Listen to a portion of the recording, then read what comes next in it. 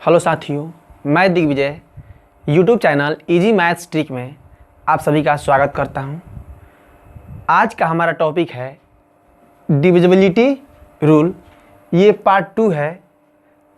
पिछले वाले वीडियो में जो कि पार्ट 1 था उसमें मैंने 2, 4, 8, 16, 64, 32 और 1024 का विभाज्यता के नियम को बताया है। कल की तरह एक बार फिर बता दे रहा हूँ कि इससे हर एग्ज़ाम में 1 या 2 क्वेश्चन आते रहता है। तो आज के इस वीडियो में हम पढ़ेंगे 5 का रूल, 25 का रूल, 125 का रूल और 625 के विभाज्यता का नियम। चलिए, जो लोग चैनल पर नए हैं चैनल को सब्सक्राइब कर लें और घंटे के निशान को ऑन कर दें ताकि इस तरह का ट्रिक वाली वीडियो आप तक हमेशा पहुंचती रहे। अगर वीडियो अच्छी लगे तो वीडियो को लाइक कर दें और कुछ वीडियो में कमी लगे तो कमेंट करके ज़रूर बताएं ताकि अगली बार वीडियो में सुधार किया जाए। तो चलिए, सबसे पहले हम देखते हैं 5 का रूल कि 5 का रूल क्या कहता है।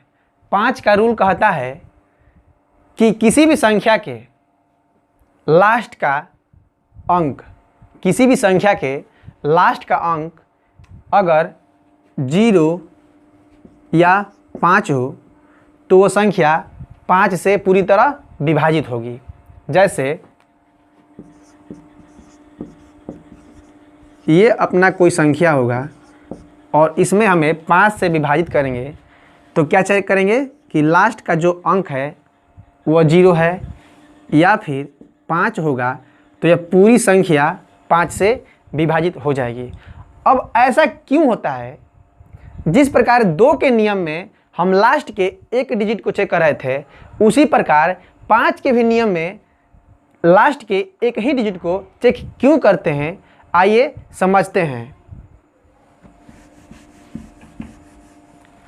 तो किसी भी संख्या को हम A, 10B, 100C इस प्रकार से हम लिख सकते हैं। इसमें हमें अगर 5 से भाग देना हो तो यहाँ पर तो रिमाइंडर 0 आएगा, यहाँ पर भी रिमाइंडर 0 आएगा, लेकिन यहाँ पर हमें पता नहीं है कि रिमाइंडर क्या आएगा। इसलिए लास्ट के एक संख्या को हम चेक करते हैं। अगर वो संख्या 5 से विभाजित हो जाएगा तो पूरी संख्या 5 से विभाजित हो जाएगी।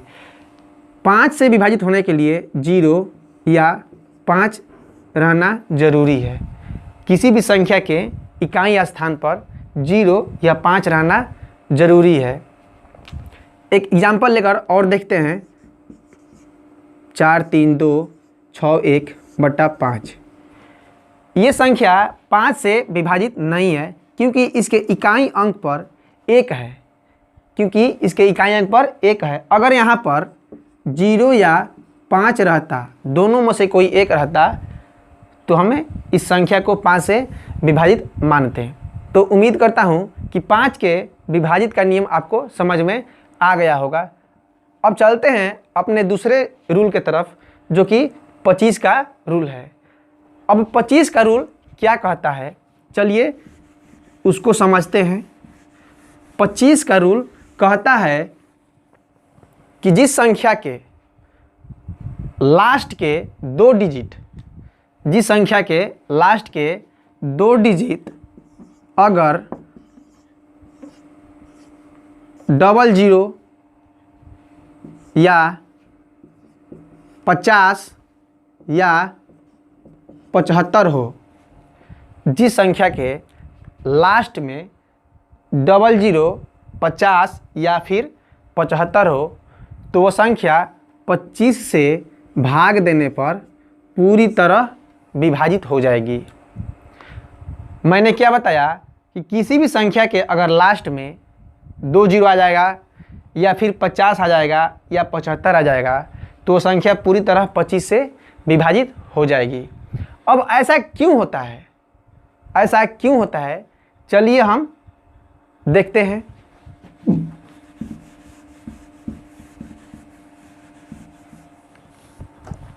हम किसी भी संख्या को हमेशा इसी फॉर्म में लिखते हैं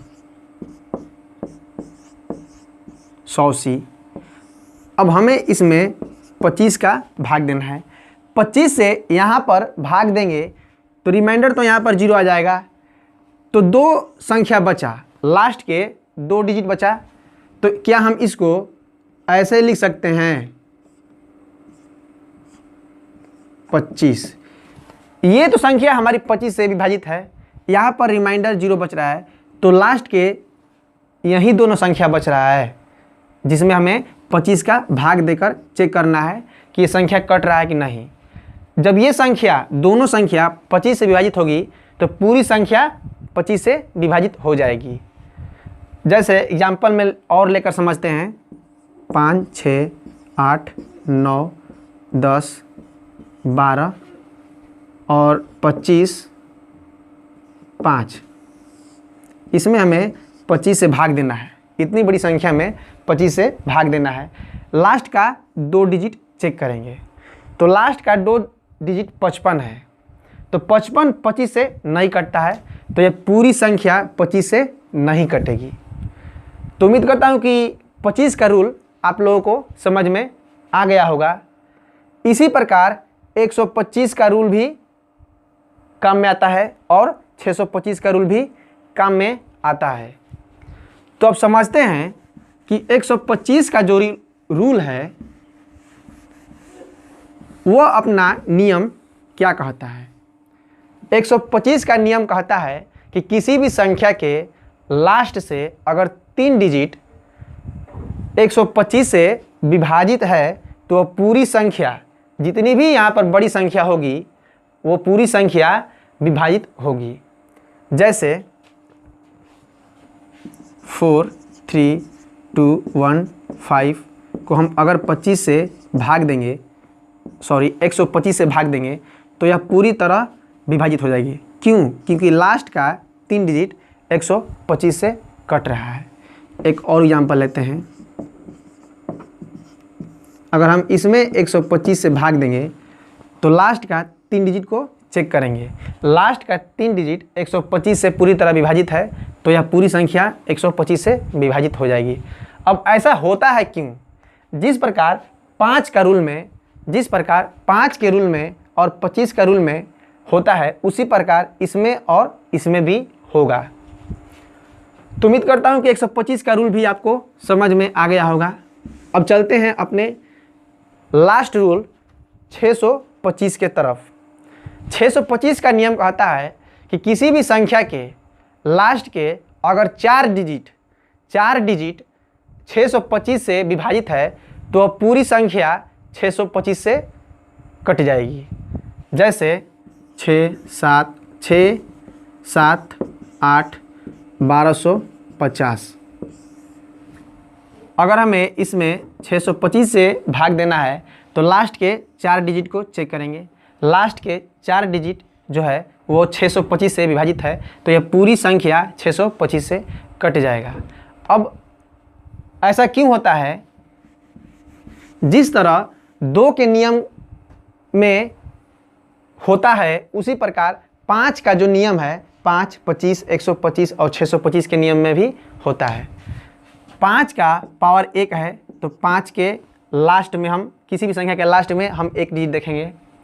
5 के 25 के लिए 5 का पावर 2 है तो हम किसी भी संख्या के लास्ट से 2 अंक को देखेंगे। 125 5 के पावर 3 है तो लास्ट के किसी भी संख्या के लास्ट के हम 3 डिजिट को देखेंगे। अगर वो संख्या 125 से, अगर वो लास्ट वाली संख्या 125 से पूरी तरह विभाजित होगी तो पूरी संख्या 125 से विभाजित होगी। और 625 में 5 के पावर 4 तो लास्ट के किसी भी अंक के लास्ट का हम 4 अंक को देखते हैं कि वह संख्या 625 से विभाजित है या नहीं। अगर लास्ट के 4 अंक 625 से विभाजित होगी तो पूरी संख्या, जितनी भी बड़ी संख्या होगी वो 625 से विभाजित होगी। तो उम्मीद करता हूँ कि 5 का जो डिविजिबिलिटी का नियम है, रूल है, वो आप लोगों को अच्छी तरह से समझ में आ गया होगा। तो अगली वीडियो में हम इसी प्रकार का डिविजिबिलिटी का रूल का नेक्स्ट तीसरा पार्ट लेकर आएंगे। ये हमारा दूसरा पार्ट था।